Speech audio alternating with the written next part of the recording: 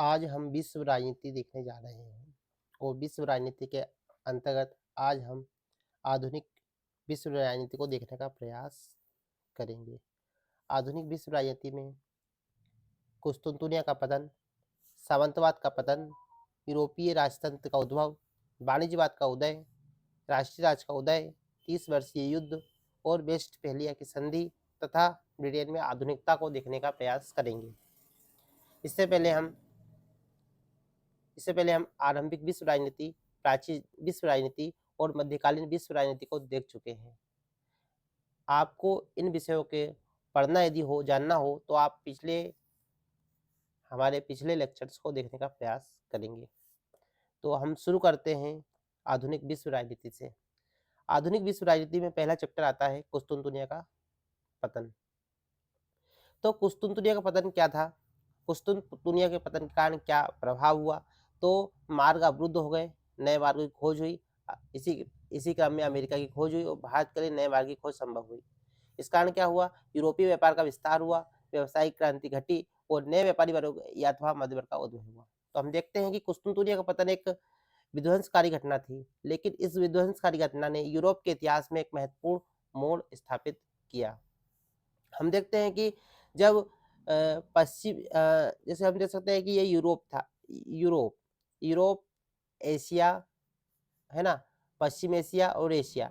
तो ये पश्चिम एशिया के जो जो हम कह सकते हैं कि यूरोप और एशिया के मध्य में जो पश्चिम एशिया था, यहाँ पर कुस्तुनतुनिया था। यह राजधानी थी किसकी? बिजेंटियन साम्राज्य या पूर्वी रोमन साम्राज्य की, है ना? तो जब इसका पतन हो गया और इस पर ऑटोमन तुर्कों का कब्जा हो गया, इस्लामी साम्राज्य का कब्जा हो गया, तो जो यूरोप वासियों का पूर्वी देशों के, हम कह सकते हैं कि भारत जैसे देशों के साथ व्यापार करना बंद हो गया। अतः हम देख सकते हैं कि इस कारण यूरोप में खोजों का दौर आरंभ हुआ और खोजों के दौर के आरंभ होने के बाद सबसे पहले नए मार्गों की खोज प्रारंभ किया गया। इसी खोज में अनजाने रूप में अमेरिका की खोज हो गई, है ना? और इसी प्रकार आगे चलकर भारत के लिए नए मार्ग की खोज संभव हो पाई। अब इस कारण जब नए मार्गों की खोज हुई तो यूरोप में अत्यधिक व्यापार का विस्तार हुआ, मतलब एकदम से व्यापार का विस्तार हुआ और ये व्यवसाय का विस्तार को एक आगे चलकर किसने व्यवसायिक क्रांति का रूप ले लिया और इसी व्यवसायिक क्रांति के कारण क्या हुआ? एक नए व्यापारी वर्ग अथवा मध्य वर्ग का जन्म हुआ। अब हम देखते हैं आगे आने वाले राजनीतिक इतिहास में यह व्यापारी वर्ग अथवा मध्य वर्ग बहुत बड़ी भूमिका निभाने जा रहा है। जैसे कि हम देखते हैं कि उम, अब आगे हम देखते हैं कि सामंतवाद का पतन हुआ, है ना? तो सामंतवाद के पतन के कारण क्या हुआ? व्यवसायिक क्रांति हुई, है ना? व्यवसायिक क्रांति के कारण एक मध्य वर्ग का जन्म हुआ और उसके कारण क्या हुआ? ग्रामीण क्षेत्रों में व्यवसायिक क्रांति के कारण ग्रामीण क्षेत्रों में मुद्रा का प्रवेश हुआ। अब ग्रामीण क्षेत्रों में मुद्रा का यदि प्रवेश होता है तो जो लेन-देन वस्तु विनिमय प्रणाली के माध्यम से किया जाता था, मतलब वस्तु एक तरह से वस्तु ली जाती थी, एक तरह से वस्तु दी जाती थी। इस प्रकार की जो प्रणाली थी, अब वो प्रणाली की जगह क्या हुआ? ग्रामीण क्षेत्रों में मुद्रा का प्रवेश हुआ तो वस्तुओं का लेन-देन किसमें होने लगा? मुद्रा के माध्यम से होने लगा, है ना? अब किसान और सामंत दोनों क्या है? मुद्रा का लेन-देन करने लगे। इससे क्या हुआ? जो सामंती संबंध थे, है ना? जो सामंतों के मध्य संबंध थे, जो हम देख सकते हैं कि सामंत अपने एक क्षेत्र पर किसानों और रैयतों को बसा लेते थे और रैयत क्या करते थे? बेगार रैयतों से बेगार लेते थे, मुक्त श्रम देते थे रैयत, है ना? तो इस प्रकार के संबंध किस पर आधारित थे? वस्तु विनिमय प्रणाली पर आधारित थी, बार्टर सिस्टम पर आधारित था। लेकिन जब मुद्रा का प्रवेश हुआ तो इस प्रकार के संबंध टूटने लगे। इस प्रकार हम कह सकते हैं कि सामंतवाद का पतन आरंभ हो गया। लेकिन यह एक आर्थिक पतन था, अभी राजनीतिक और अन्य पतन बाकी रहे थे, है ना? इसके हम देख सकते हैं यूरोपीय राजतंत्र। तो यूरोपीय राजतंत्र क्या था? तो हम देख सकते हैं कि सामंतवाद के पतन के कारण क्या हुआ? सामंतों के कारण जो थे, सामंत जो आए थे ना, तो उसके कारण जो राजा की शक्ति थी वो कमजोर हो चुकी थी, है ना? अब राजा की शक्ति कमजोर हुई तो अब जब सामंतवाद का पतन आरंभ हो गया तो राजतंत्रों का पुनरुत्थान आरंभ हो गया, है ना? मतलब राजतंत्र अपने को सामंतों के कब्र से अब राजतंत्र अपने आप को पुनरुत्थान करना शुरू कर देता है ना? इसी क्रम हम देखते हैं कि ब्रिटेन में हेनरी सप्तम, हेनरी आठम और फ्रांस में हेनरी चतुर्थ जैसे शासक हुए, है ना? अब हम जब देखते हैं इसके बाद में आता है हमारा टॉपिक वाणिज्यवाद का उदय। तो वाणिज्यवाद का उदय टॉपिक किस प्रकार बोल सकते हैं? तो हम देखते हैं कि महत्वाकांक्षी राजतंत्र, मतलब जो राजतंत्र उद्भव हो चुका था, वह क्या महत्वाकांक्षी होने लगा, है ना? महत्वाकांक्षी कैसे होने लगा? कि वह इस प्रकार होने लगा कि वह वाणिज्य व्यापार का विस्तार हुआ और व्यापार को अपने हित में उपयोग करने लगा। जो राजतंत्र था वह व्यवसायिक क्रांति को अपने हित में मोड़ने लगा। हम कह सकते हैं कि वाणिज्यवाद राजनीतिक उद्देश्य से प्रेरित एक आर्थिक कार्यक्रम था और जो व्यापार पर राज्य का नियंत्रण अब स्थापित होने लगा था। अब क्या हुआ, राज्य क्या करने लगा, अतिरिक्त संसाधन प्राप्त करने लगा और उसके द्वारा वह स्थायी सेना और स्वतंत्र नौकरशाही की स्थापना करने लगा।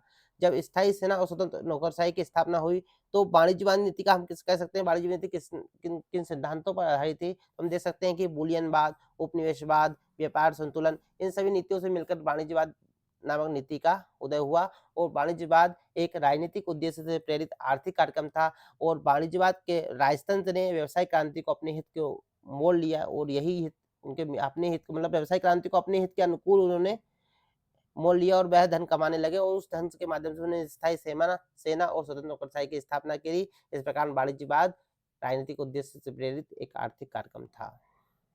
फिर हम देख सकते हैं कि राष्ट्रीय राज्य का उदय। अब हम देख सकते हैं कि जब राजतंत्रों के बाद धन संपदा आई है ना, और इसी वाणिज्यवाद के आधार पर राष्ट्रीय राज्यों ने अपनी राष्ट्रीय सीमा की स्थापना करने लगे। वह अपने क्या करने लगे, अपनी एक सीमा, निश्चित सीमा, भौगोलिक सीमा खींचने लगे सभी राष्ट्र, है ना, क्योंकि उनके पास यहाँ पे स्थायी सेना एवं स्वतंत्र नौकरशाही थी।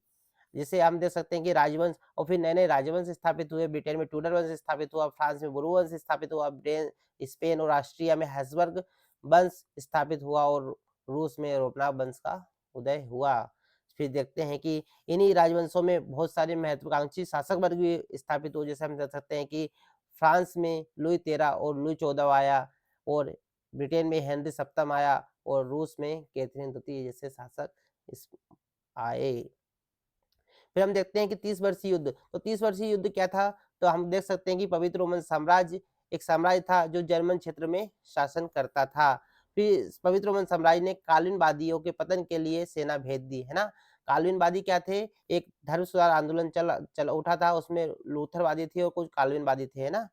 तो काल्विनवादियों के पतन हेतु पवित्र रोमन साम्राज्य ने क्या सेना भेजी, लेकिन फ्रांस जो एक क्या था, रोमन कैथोलिक देश था, वह भी क्या है, काल्विनवादियों के समर्थन में उठ खड़ा हुआ। इस प्रकार हम देख सकते हैं कि जब एक रोमन कैथोलिक देश काल्विनवादियों के समर्थन में खड़ा हो गया, मतलब कि वह पवित्र रोमन साम्राज्य के विरुद्ध में खड़ा हो गया। इस प्रकार हम देख सकते हैं कि अब राजनीति में धर्म का प्रभाव कम होने लगा और राजनीतिक यथार्थवाद का जन्म यहाँ से होता है।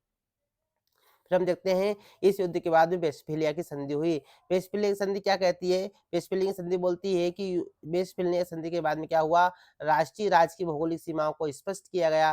राजा की सत्ता अब राज्य की आंतरिक सीमा में ही निर्धारित कर दी गई, मतलब अब राजा की शक्ति राज्य की सीमाओं से बाहर नहीं जा सकती। फिर इस प्रकार आगे क्या हुआ, पवित्र रोमन साम्राज्य ने अब पवित्र रोमन साम्राज्य क्या हुआ, कमजोर हो गया और जर्मन राज्य की स्वतंत्र विदेश नीति स्थापित हुई। मतलब जो जर्मन राज्य थे उसके ऊपर पवित्र रोमन साम्राज्य क्या था, स्थापित था। लेकिन जब पवित्र रोमन साम्राज्य की शक्ति घटी तो जर्मन राज्यों ने अपनी स्वतंत्र विदेश नीति का संचालन करना आरंभ कर दिया। फिर हम देखते हैं कि राजनीति में धार्मिक गठबंधन का महत्व कम हुआ। हम देखते हैं कि एक रोमन कैथोलिक देश कौन सा, फ्रांस, काल्विनवादियों के समर्थन में वो पवित्र रोमन साम्राज्य के विपरीत खड़ा हो गया। मतलब कि राजनीति में धार्मिक गठबंधन का महत्व कम हुआ और शक्ति संतुलन की एक अवधारणा स्पष्ट हुई। मतलब इस संधि के माध्यम से शक्ति संतुलन की अवधारणा स्पष्ट होती है। और शक्ति संतुलन की अवधारणा क्या थी? तो शक्ति संतुलन, कोई राष्ट्र यदि शक्तिशाली होता है तो अन्य राष्ट्र गठबंधन बनाकर उस राष्ट्र की शक्ति को संतुलित करेंगे। मतलब अन्य राष्ट्र गठबंधन बनाकर उसके विरुद्ध युद्ध करेंगे और उसकी शक्ति को संतुलित करेंगे। यही था शक्ति संतुलन का सिद्धांत। अब हम देखते हैं ब्रिटेन में आधुनिकता। ब्रिटेन में आधुनिकता किस प्रकार आई? तो हम ब्रिटेन में आधुनिकता देखते हैं। तो सबसे पहले 1215 में राजा जॉन और क्लूनी को मध्य एक मैग्ना कार्टा पर हस्ताक्षर किए गए। इसमें क्या था, मूल अधिकारों और संविधानवाद का यहीं से आरंभ माना जाता है। मतलब कि राजा जॉन ने क्लूनी को एक एक मैग्ना कार्टा पर हस्ताक्षर करके कुछ मूल अधिकार प्रदान करे, उनके कुछ मूल अधिकार को माना और यहीं से संविधानवाद की शुरुआत होती है। मतलब कि कुछ अधिकार पहली बार दिए गए थे। फिर आगे चलकर इन्हीं अधिकारों के माध्यम से पार्लियामेंट का विकास हुआ और पार्लियामेंट में फिर आगे ब्रिटेन में क्या आता है, ट्यूडर वंश आता है और ट्यूडर वंश क्या करता है, पार्लियामेंट से टकराए बिना अपनी शक्ति का उपभोग करता है। मतलब वह अपना शक्ति का उपयोग पार्लियामेंट से टकराए बिना उपभोग करता है।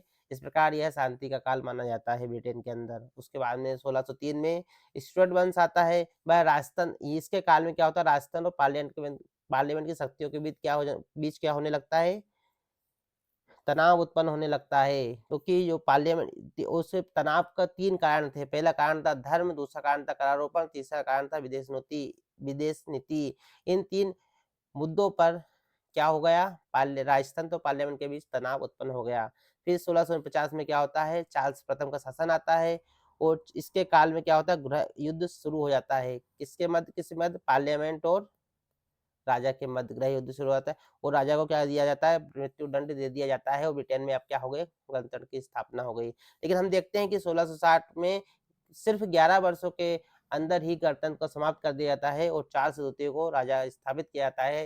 इस प्रकार से हम देख सकते हैं कि राजा की पुनर्स्थापना होती है, इसलिए इसे राजा पुनर्स्थापना काल कहा गया। ब्रिटेन के इतिहास में इसे क्या कहा जाता है, पुनर्स्थापना काल कहा जाता है। फिर 1688 में जेम्स द्वितीय सत्ता में आया, है ना, उसकी सत्ता का अंत होता है और क्या होता है, जेम्स द्वितीय की जो पुत्री और जो दामाद थे वो क्या शासक बन बैठते हैं और इस प्रकार की क्रांति क्या कहा गया, गोरखपुर क्रांति। क्योंकि इस क्रांति के मध्य जब हम देखते हैं कि जब पार्लियामेंट के माध्यम से जब उसके पुत्री और दामाद को शासन करने के लिए बुलाया गया, जब उसकी पुत्री मेरी और उसके दामाद को, हेनोवर के शासक को, तो जो राजा था ना, उसने अपने जो राज मुकुट था उसको टेम्स नदी में फेंक दिया और उसने शांतिपूर्ण तरीके से क्या है, सत्ता का हस्तांतरण होगा, इसलिए इसे क्या कहा जाता है, गोरखपुर क्रांति या रक्तहीन क्रांति कहते हैं। फिर गोरखपुर क्रांति में क्या होता है कि राजा के ऊपर पार्लियामेंट द्वारा अ, मतलब जो गोरखपुर क्रांति क्या होती है कि जो राजा था ना वो पार्लियामेंट के द्वारा लाया गया, अतः राजतंत्र पर पार्लियामेंट की सर्वोच्चता स्थापित हो जाती है। मतलब कि अब जो पावरफुल कौन रहेगा ब्रिटेन के अंदर, पार्लियामेंट, क्योंकि जो राजा था वो भी क्या पार्लियामेंट के द्वारा ही लाया गया था। अब हम सप्तवर्षीय युद्ध देख लेते हैं 1756 से 1763 के मध्य में। तो सप्तवर्षीय युद्ध जो था वो ब्रिटेन और फ्रांस के मध्य लड़ा गया था। फ्रांस इसमें पराजित रहा और फ्रांस के कनाडा स्थित और भारत स्थित उपनिवेश किसको मिल गए, ब्रिटेन को मिल गए। लेकिन हम देख सकते हैं कि ब्रिटेन सबसे बड़ी औपनिवेशिक शक्ति बन चुका था और सबसे बड़ी नौसैनिक शक्ति बन चुका था, लेकिन फिर भी उसकी अर्थव्यवस्था को क्या लगा, झटका लगा, क्योंकि युद्ध में बहुत बड़ी मात्रा में धन खर्च हुआ था। फिर हम देख सकते हैं कि ब्रिटेन अमेरिकी उपनिवेश पर अतिरिक्त कर लगाने लगता है, क्योंकि उसकी अर्थव्यवस्था में संकट उत्पन्न होता है, तो ब्रिटेन क्या करता है, अमेरिकी उपनिवेश पर अतिरिक्त कर लगाता है, जिससे क्या होता है, अमेरिकी क्रांति की पृष्ठभूमि निर्मित होती है। फिर हम देखते हैं कि ब्रिटेन सप्तवर्षीय युद्ध, इसके बाद में एक युद्ध होता है सप्तवर्षीय युद्ध, है ना, इसी सप्तवर्षीय युद्ध बात कर रहे हैं। तो सप्तवर्षीय युद्ध में क्या होता है, फ्रांस पराजित होता है ना, सप्तवर्षीय युद्ध में फ्रांस पराजित होता है और फ्रांस के अंदर असंतोष जन्म होता है और यही क्या है, फ्रांसीसी क्रांति की पृष्ठभूमि बनती है। इस प्रकार हमने क्या देखा, इस प्रकार हमने आधुनिक विश्व राजनीति देखी। तो आधुनिक विश्व राजनीति हमने क्या क्या देखा, यह एक बार हम सही नजर से देख लेते हैं। तो सबसे पहले क्या हुआ, कुस्तुनतुनिया का पतन हुआ। कुस्तुनतुनिया के पतन के कारण क्या है, नए व्यापारिक मार्गों की खोज आरंभ हुई और इस प्रकार यूरोप में व्यापारिक गतिविधि तेज हो गई, जिससे व्यवसायिक क्रांति की यूरोप में व्यवसायिक क्रांति घटित हुई। व्यवसायिक क्रांति घटित होने के कारण सामंतवाद का पतन आरंभ हो गया, क्योंकि ग्रामीण क्षेत्रों में भी मुद्रा का प्रवेश हो गया। अब मुद्रा के प्रवेश होने के कारण सामंतवाद के पतन के कारण जो राजा कमजोर हो चुके थे, उन राजाओं की शक्ति क्या है, पुनरुत्थान होने लगा। इस प्रकार हम देख सकते हैं कि ब्रिटेन में हेनरी सप्तम और फ्रांस में हेनरी चतुर्थ। फिर हम देखते हैं कि वाणिज्यवाद का उदय, तो व्यवसायिक क्रांति घटित हो चुकी थी, लेकिन राज्य ने अब व्यवसायिक क्रांति को हाईजैक कर लिया और क्या करने लगा, व्यापार को अपने हित में मोड़ने लगा।